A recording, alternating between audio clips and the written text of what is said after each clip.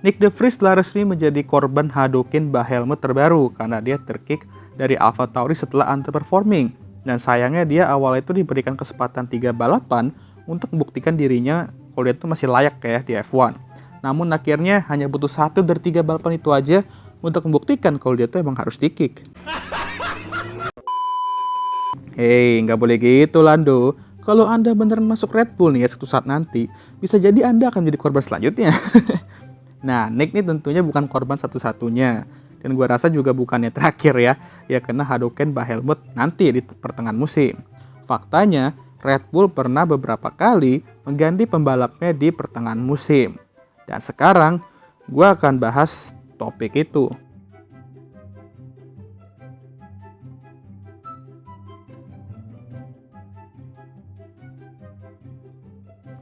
Yang pertama ialah Christian Klein pada tahun 2006. Saat itu Red Bull menjalani musim keduanya di F1.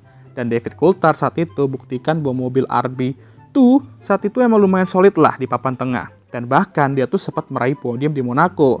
Sementara Christian Klein hanya meraih 2 poin aja dibandingkan dengan David Coulthard yang meraih 14 poin plus podium. Ya emang dikit jaraknya, tapi ingat ini masih menggunakan sistem poin lama. Dan jarak 12 poin itu ya lumayan jauh kalau menggunakan sistem poin itu.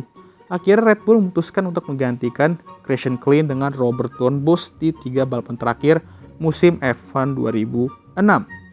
Lalu gimana bang performanya Robert saat itu? Ya biasa aja lah, orang cuma 3 balapan doang.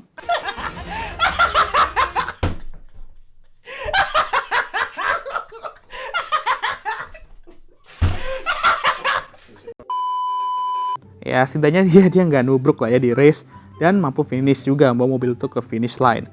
Dan ya sedikit finish di bawah top 10 di 3 balapan itulah ya. Nah, korban kedua ialah pembalap asal Amerika Serikat, yaitu Scott Speed di 2007 ketika ia sedang balapan dengan Scuderia Toro Rosso. Nah, ini nggak tahu ya bener atau enggak ya, karena ini cuman rumor tapi ada juga bilang ini bener juga. Tapi di musim itu terdapat sebuah pertikaian antara Scott Speed dengan tim principal Franz Tost. Dan bahkan sampai ada rumor itu nih, kalau gue bilang nih, bahwa mereka tuh benar-benar gelut cuy, gelut secara fisik. Nah, walaupun rumor ini hanya rumor aja kalau kata Franz Tost dan dia tuh bilang tuh nggak bener, tapi ya udahlah ya.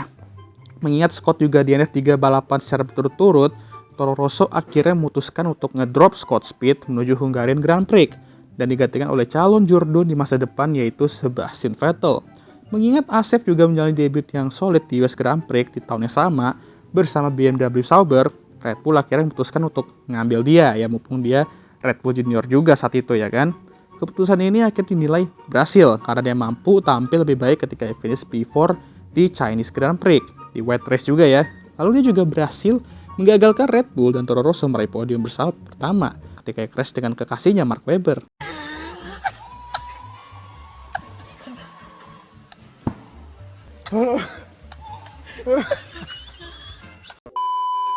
Tapi ya untungnya di musim depannya bisa dibilang lebih manis lagi karena Asep berhasil meraih kemenangan pertama untuk Toro Rosso. Dan lucunya Toro Rosso menang duluan dari Red Bull. Ya gitulah ya.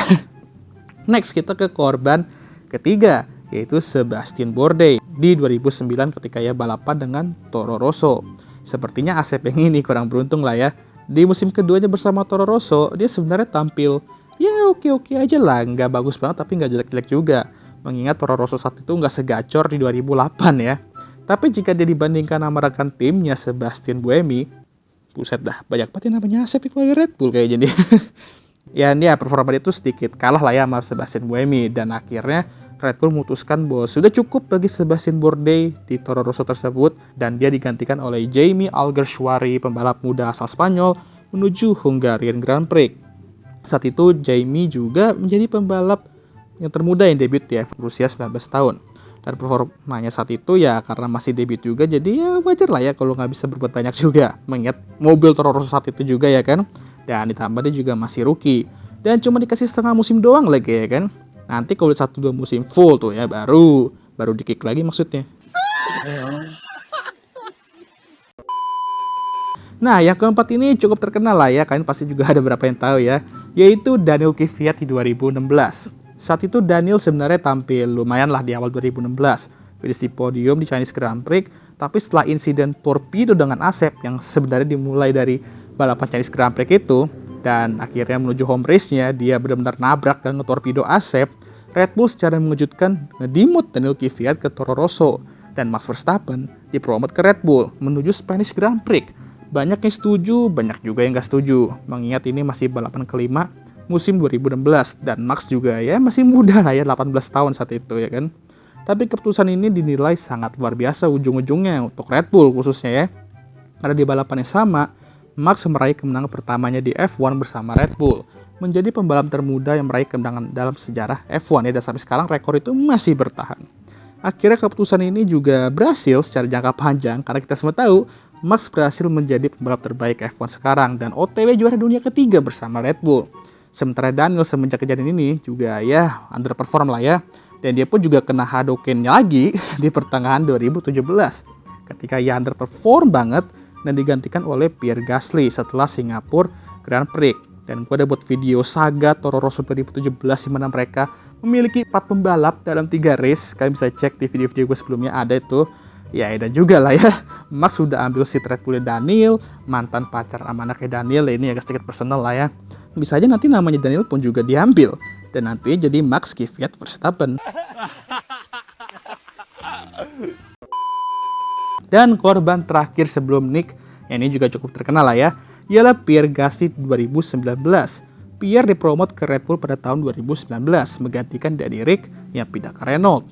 Pierre sendiri sudah membuktikan kualitasnya bersama Toro Rosso di pertengahan 2017 dan 2018. Namun, musim berjalan tidak sesuai keinginannya, termasuk keinginan Red Bull juga. Mengingat Max bersaing dengan top 3 tim lainnya yaitu Mercedes dan Ferrari dua-duanya, dan Pierre malah bersaing di papan tengah lah ya, di papan tengah. Akhirnya Pierre didemot balik setelah summer break ke Toro Rosso, dan Alexander Albon, rookie saat itu yang tampil cukup oke bersama Toro Rosso di debutnya, dipromot ke Red Bull. Keputusan ini dinilai cukup oke karena Albon setelah dipromot ke Red Bull, di paruh musim kedua 2019, mampu setidaknya berada di zona top 3 tim, jadi nggak terjun ke papan tengah kayak Pierre. Dia masih berduel di bawah-bawah top 3 lah ya, meskipun nggak benar-benar berduel keras banget sama pembalap top 3 tim lainnya. Namun Pierre sendiri, lucunya malah tampil bagus juga bersama Toro Rosso, bagus banget coy di paruh musim kedua tersebut. Dan bahkan, ia meraih podium juga di Brazilian Grand Prix. Sementara Albon bukannya dapat podium, malah dicium sama Lewis.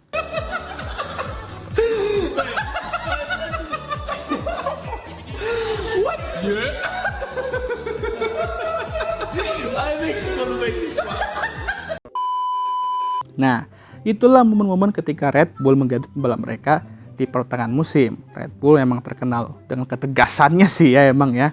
Sekali underperform, langsung kena Hadoken bah Helmut. Emang kalau mau menguji mental di F1 itu sebenarnya ada 2 cara guys. Balapan bersama Red Bull atau AlphaTauri lah ya tuh, apapun itu keluarga Red Bull intinya, atau sama Ferrari. Red Bull atau AlphaTauri sekali underperform tuh syukur-syukur aja kalau lu masih bisa bertahan sampai akhir musim. Kalau Ferrari ya bertahan sih bisa aja. Cuman harus bertahan dengan tingkah laku mereka yang susah. Oke lah, itu aja ya videonya. Kira-kira Danny Ric bisa nggak ya tampil bagus dan meraih berapa poin bersama AlphaTauri? Mengingat mobil AlphaTauri itu ya seperti itu. Tulis komentar kalian di kolom komentar. Dan jangan lupa untuk like, subscribe, dan share video ini. Dan jangan lupa juga untuk menyalakan lonceng notifikasi agar kalian semua tahu ketika gue ngupload video baru. Dan jangan lupa juga untuk follow Instagram gue. Dan I'll see you guys next time. Goodbye.